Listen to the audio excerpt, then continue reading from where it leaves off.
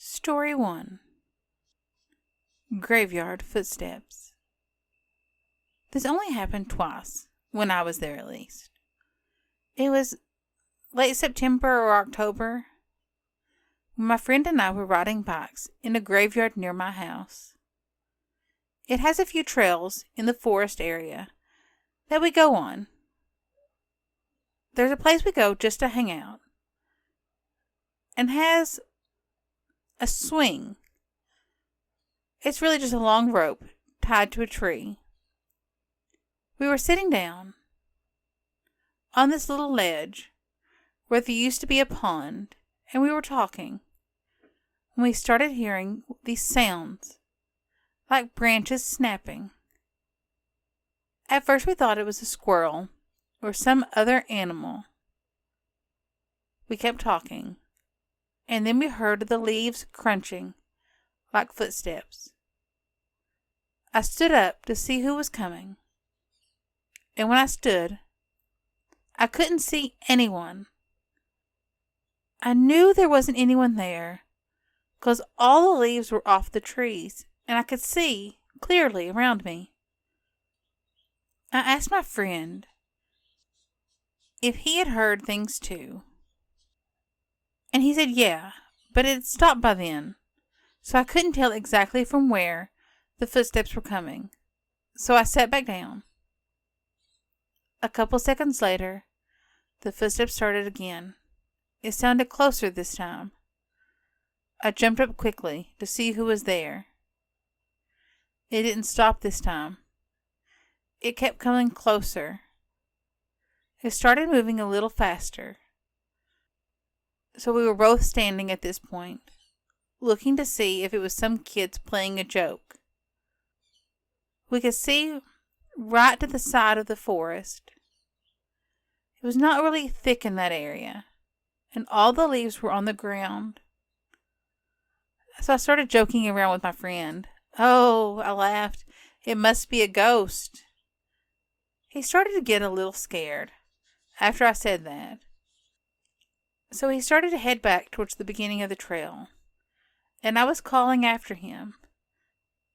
As he turned around, we both saw where the sound was coming from, and we could see what looked like footsteps kicking up the leaves as it headed towards us. As soon as we saw this, we both started running. My friend ran all the way out and grabbed his bike at the entrance, took off pedaling as fast as he could. I stopped halfway to see if I could see it again, but there was nothing, so I caught up with my friend and left. This happened a second time a few weeks later, but I didn't stick around long enough to turn around and check. I know that it wasn't the wind. It distinctly looked like footsteps or feet, invisible, yet kicking up the leaves along the trail. I don't know.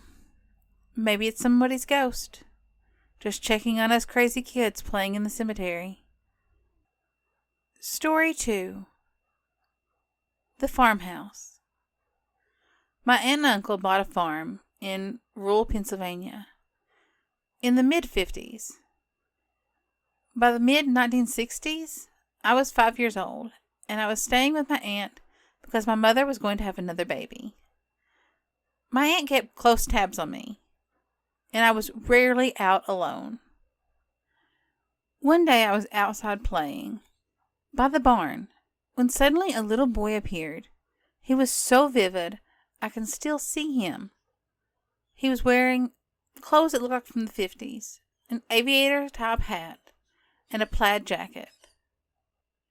He wanted to play, so I said sure. He and I played in the barn. He showed me a hole in the floor of the barn. He said, "You see that hole?" My dad was bringing a bull, and the bull crashed through the floor. I forgot everything else, except that my aunt was very worried about me, and called me into the house. I found out later that the house was very, very haunted. From the time they moved in, the house had an old-fashioned thumb latches that would constantly click open. My aunt finally put moleskin under them so they could sleep at night. My uncle was found dead in the house in 1964. He was buried on his 30th birthday.